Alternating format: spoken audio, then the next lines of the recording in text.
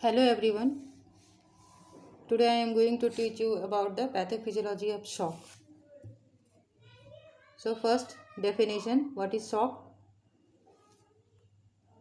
It is a syndrome in which there is inadequate tissue perfusion associated with a relative or absolute decrease in cardiac output.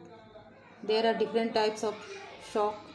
First is hypovolemic shock, second is distributive shock, third cardiogenic, and fourth is obstructive shock. So one by one I will teach you about the different types of shock. So first comes hypovolemic shock. This is due to inadequate cardiac output to decrease due to decreased volume of fluid in the vascular system. There are different causes of hypovolemic shock. First comes acute hemorrhage, that is known as hemorrhagic shock. Second, shock occurs due to injury, that is known as traumatic shock. Third, known as surgical shock, occurs due to blood loss during surgery. Fourth comes burn shock due to burn injury. Fifth, metabolic diseases like adrenal insufficiency, diabetic ketoacidosis also produces hypovolemic shock. And last comes severe diarrhea or vomiting. So these are the examples of hypovolemic shock. Second comes distributive shock. What happens in this type of shock? The blood volume is normal, but the blood pressure decreases due to sudden increase in the capacity of vascular compartment due to acute marked vasodilatation.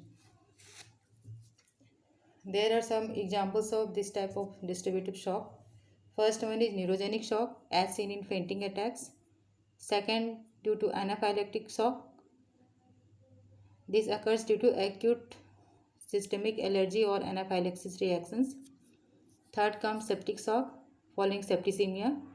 And fourth comes endotoxic shock due to infection by the gram-negative bacteria. Third comes cardiogenic shock. The cardiac output decreases due to decreased ability of heart to pump blood. It is seen in acute MI, heart failure and cardiac arrhythmias. Fourth comes obstructive shock. In this type of shock, the cardiac output decreases because the obstruction to the ejection of blood from the ventricle. Common causes are cardiac tamponade, constrictive pericarditis, cardiac tumor, and tension pneumothorax. So these are the examples of obstructive shock. Now come to one by one. First one is hypovolemic shock. It is the commonest of all shock. Common forms of hypovolemic shock are hemorrhagic, traumatic, surgical, and burn shock. First come hemorrhagic shock. In acute hemorrhage of more than 15 ml per kg body weight, when the blood loss is more than 15 ml per kg body weight, result in shock. What are the features of this hemorrhagic shock? First, there is a hypotension, that is blood pressure is low, tachycardia, that is increase in heart rate, rapid and thready pulse, cold and pale skin, that is cold, also known as cold shock because the skin is cold, tachypnea, that is increase in respiratory rate, intense thirst and restlessness. In this type of shock, the patient is usually conscious.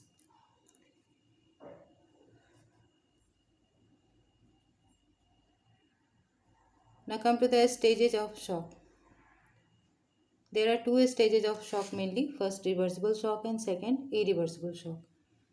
What happens in reversible stage? In reversible stage, first stage is reversible and second comes irreversible. In a reversible stage, first there is activation of compensatory mechanism, that means patient condition improves. The compensatory reaction are divided into two parts, that is short-term compensatory reactions and second comes long-term mechanism. What happens in rapid compensatory mechanism? There are rapid compensatory mechanism are primarily neural and vascular, though the hormonal mechanism also plays some role in this type of compensatory mechanism, that is rapid one. And rapid compensating mechanisms are mostly due to stimulation of sympathetic system. Sympathetic activation occur mainly due to decreased stimulation of baroreceptor and hypoxia. But in severe shock, chemoreflex and Cushing reflex are also activated. Second comes neurohormonal mechanism. First, tachycardia. Decreased blood pressure decreases the stimulation of baroreceptors, which result in sympathetic activation that increases the heart rate. Second, there is vasoconstriction. This also occurs due to decreased stimulation of baroreceptors that activates the sympathetic system. In this, the vasoconstriction occurs in almost all part of the body except in the cerebral and coronary arteries. Cutaneous vasoconstriction, skin become pale, therefore acute hemorrhage shock is also known as cold shock. There is renal vasoconstriction result in decreased renal blood flow and GFR, but the efferent arterioles are constricted more than the efferent arterioles and urine formation is grossly reduced. The nitrogenous waste products are retained in the body in prolonged shock and result in uremia. Venous return increases due to vasoconstriction, which occur due to sympathetic stimulation. There is increased thoracic pumping, that is hyperventilation, increase the thoracic pump and contributes to increased venous return. Fifth comes increased skeletal muscle pumping. Active movement of body parts increases the skeletal muscle activity, that in turn increases skeletal muscle pumping, which contributes to increased venous return. Capillary fluid shift of the blood from interstitial fluid component into the capillaries. In hemorrhagic shock due to acute blood loss, the hydrostatic pressure inside the vessel decreases, and this reverses the net filtration pressure gradient, and the fluid from the interstitial fluid space enters into the capillaries. It also contributes to increase in blood volume. Seventh comes activation of chemoreceptors reflexes. Severe blood loss causing hypoxia stimulates the chemoreceptor, resulting in vasoconstriction, and stimulates respiratory center that causes hyperventilation. What is Cushing reflex? That is, activation of Cushing reflex includes cerebral hypoxia directly stimulate vasomotor center causing the vasoconstriction and tries to maintain the blood pressure and flow of the vital organs of the body. So this is Cushing reflex that occurs due to cerebral hypoxia. Next comes the increased secretion of catecholamines. Hemorrhage stimulates the secretion of catecholamines from the adrenal medulla. This occurs due to sympathetic stimulation. What happens in this? There is increased catecholamines stimulate heart that maintain the cardiac output and also causes vasoconstriction that maintain the blood pressure. Catecholamines also stimulate the reticular activating system, for which patient is often conscious and restless. Next comes increased secretion of vasopressin. Decreased blood pressure stimulates the secretion of ADH from the posterior pituitary, and this ADH increases the water reabsorption from the kidney that restores blood volume. In higher concentration, it also causes vasoconstriction that restore blood pressure. Next comes increased secretion of cortisol. The glucocorticoid secretion increases due to increased ACTH secretion. Glucocorticoids play a crucial role by increasing the responsiveness of the blood vessel to catecholamines, though its permissive and vasoreactivity effects. Next comes activation of renin-angiotensin system. Hypovolemia and the sympathetic stimulation increases the secretion of renin from the juxtaglomerular cells of the kidney. Renin converts angiotensinogen to angiotensin 1, which is further converted to angiotensin 2 by the activation of the angiotensin converting enzyme. This angiotensin 2 restores the blood volume and blood pressure by the following mechanism. These facts you will also read in regulation of blood pressure. So, what actions occurs due to angiotensin 2? First, the peripheral action. It is a potent vasoconstrictor, hence it increases the blood pressure. It increases aldosterone secretion from the adrenal cortex. Aldosterone increases the water reabsorption from kidney. It directly increases sodium and water reabsorption from kidney by acting on proximal convoluted tubule. It increases the release of norepinephrine from sympathetic nerve endings. What are the central action? It stimulates the thrust dipsogenesis, that is increased drinking by the stimulating thrust center. It stimulates the thrust center. It stimulates vasomotor center and increases blood pressure. It also increases ADS secretion and it also increases ACTH secretion.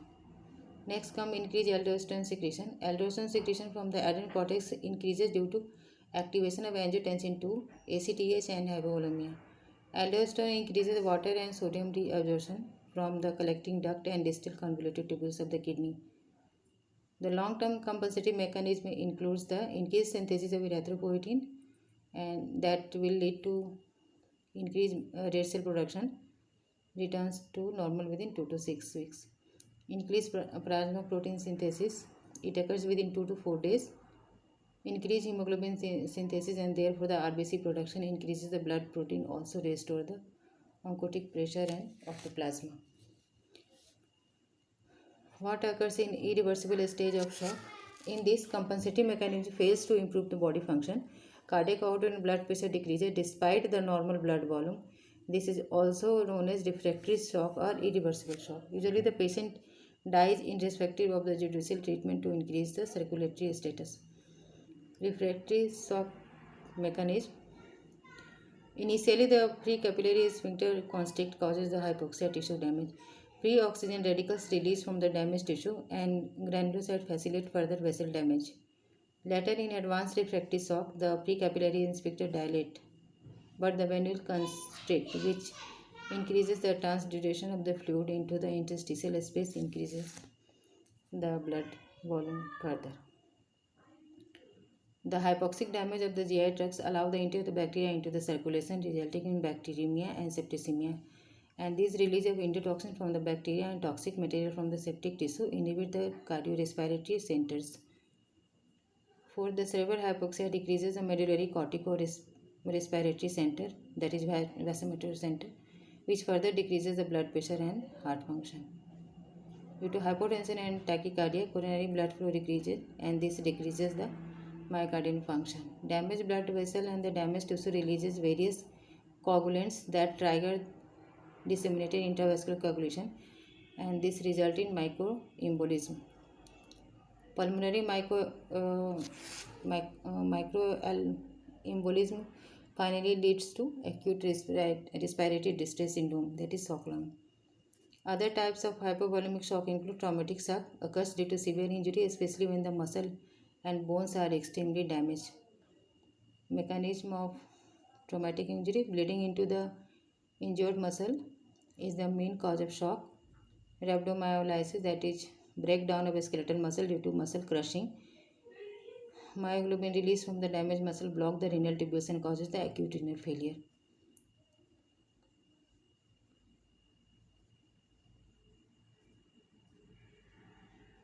Now comes surgical shock, seen in the surgical procedure with improper hemostasis or in prolonged surgeries.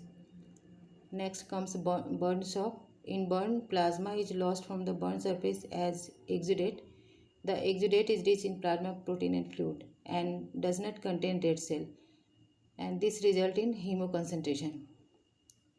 Therefore, the hematocrit is high in burn shock. Infection leading to septic shock complicates the hypovolemic shock in burn.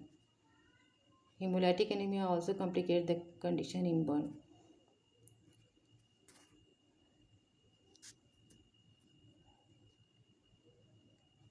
There is one fact: the body should not be covered in shock. In hemorrhagic shock, the skin is usually cold and there is general perception to cover the body by the blanket so that skin remain warm, but it should never be done as it increases the skin temperature, causes further cutaneous vasodilation and further precipitate the shock.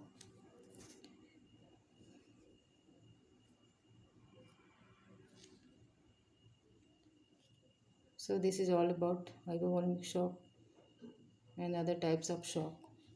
Thank you.